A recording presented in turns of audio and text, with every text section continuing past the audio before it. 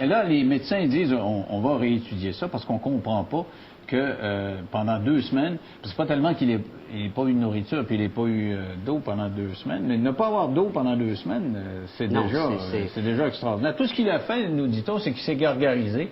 Mais peut-être qu'il y a un truc qui se gargarise puis réussit à avaler sans que ça paraisse. Ouais, parce que la règle de 3, c'est 3 minutes sans respiration, 3 jours sans eau et 3 semaines sans nourriture que notre corps commence vraiment à se désagréger et être proche de la mort. Alors, quelqu'un qui fait du yoga, il aspire pas à ça. Il aspire pas à respirer juste de temps en temps. Non, dans les salles de yoga en Amérique du Nord, les gens aspirent surtout au corps parfait. Là. Okay. Ah ouais. On est encore là, on n'est pas rendu à cet aspect de la maîtrise totale de l'aspect physique du corps et de l'aspect mental aussi, qu'on est capable de développer psychiquement par la force de la pensée aussi, de pouvoir faire ce qu'on veut et de pouvoir se diriger de la façon dont on veut. Mais vous, est-ce que vous le croyez ou est-ce que vous pensez que je crois que c'est impossible. Qu'il y a trouvé un truc là, devant les machines? Je crois que c'est possible.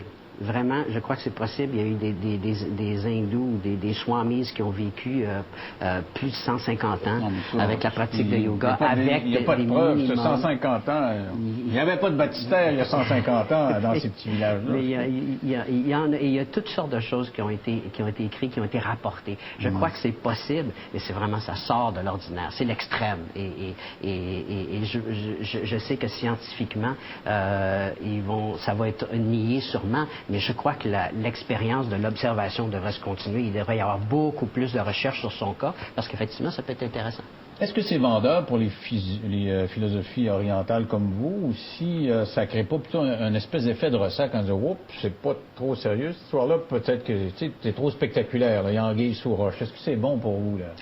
Moi, je vous dirais, je suis ici aujourd'hui qu'on en parle, alors c'est bon d'en parler, que dans la philosophie, c'est un des aspects de la philosophie du yoga, du développement spirituel, mais il y a l'aspect qui, pour nous, est vraiment l'aspect important, c'est le développement de la conscience, c'est être des êtres plus conscients, des êtres spirituels dans une vie, et non pas des êtres humains qui sont spirituels. Donc, c'est vraiment dans cet aspect que nous, on veut développer. Pour moi, l'aspect spectaculaire, c'est intéressant, c'est agréable, mais sans plus, c'est de l'anecdote. On est d'accord là-dessus. Parce que, effectivement, la spiritualité, c'est une dimension qu'il faudra peut-être réapprendre à incorporer dans nos vies en Amérique du Nord, en Occident, mais de là à pas respirer, pas manger, il y a quand même une limite. Merci beaucoup, M. Calsa. Au retour, on va demander l'avis d'un doc. La doc Laberge est avec nous parce que les médecins, ils disent qu'ils sont confondus avec ça. Là. Ils savent pas trop ce qu'ils vont faire. Là. Ils vont encore le réétudier. Alors, qu'est-ce qu'elle pense de ça dans 3 minutes après?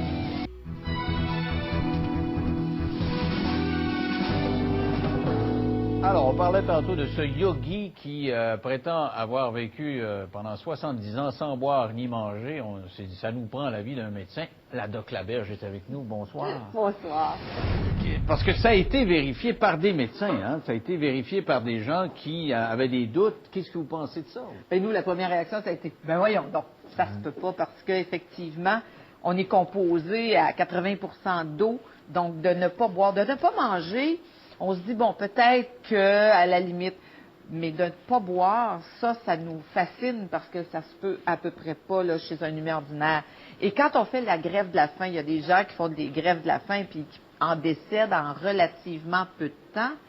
C'est que les gens qui font ça s'entraînent régulièrement et diminuent leur rythme cardiaque, diminuent avec la méditation leur rythme respiratoire. Parce que quand on respire, Denis, là, juste si je fais ça, là, comme ça, là, tu vois que tu fais rapidement de la vapeur. Donc, je perds de l'eau à chaque expiration. Ah ouais, c'est de l'eau qui sort. C'est de l'eau qui sort de notre bouche, du gaz carbonique. Donc, cette eau-là, il faut que je la réabsorbe quelque part. Et lui, je ne sais pas où il va la réabsorber. Est-ce qu'il la réabsorbe de l'humidité de l'air? Est-ce que ces cellules qui meurent, parce que mes cellules de l'intestin, les cheveux, des ongles, ça meurt tout le temps.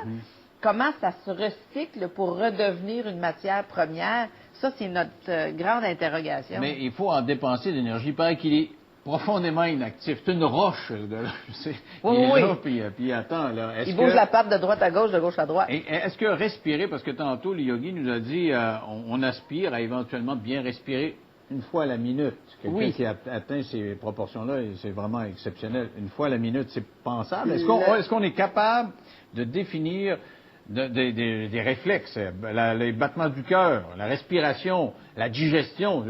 On décide pas ça. Quand il y a des gens, par exemple, comme Houdini, qui restaient dans l'eau pendant une période X, il y a des nageurs qui vont diminuer leur rythme cardiaque en faisant beaucoup d'exercices, de la visualisation, de la relaxation, des trucs comme ça. Oui, on peut arriver à un certain niveau, mais une fois par minute d'avoir une respiration, alors que le normal, c'est autour de 16 plus ou moins.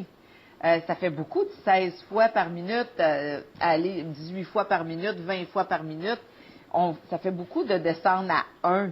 Le battement cardiaque des individus en forme, on sait que ça peut être autour de 60. Quelqu'un qui est un sportif, là, souvent, ça va être autour de 60. Quand on baisse avec des médicaments, parce que vous avez des problèmes d'arythmie, on vous dit, si vous avez 50, attendez avant de prendre votre médicament un petit peu. Là. En bas de 50 et moins, on peut attendre peut-être avant de prendre la médication. Ça dépend de votre accommodement. Si vous êtes habitué à ça, puis ça ne vous dérange pas. Mais les gens chez qui on va ralentir en bas de 50, ils vont se lever, ils vont être étourdis. Donc, les gens peuvent arriver progressivement à réduire progressivement, mais pas à zéro. Parce qu'on parlait d'Houdini tantôt. Il y en a des gars qui donnent des spectacles. Il y en a un aux États-Unis qui est resté je ne sais pas combien de semaines là, dans sa cage. Là, et on calculait qu'il diminuait son rythme cardiaque. À un moment donné, son cœur battait presque plus. Il était virtuellement mort. C'est ça. On peut décider ça avec notre tête.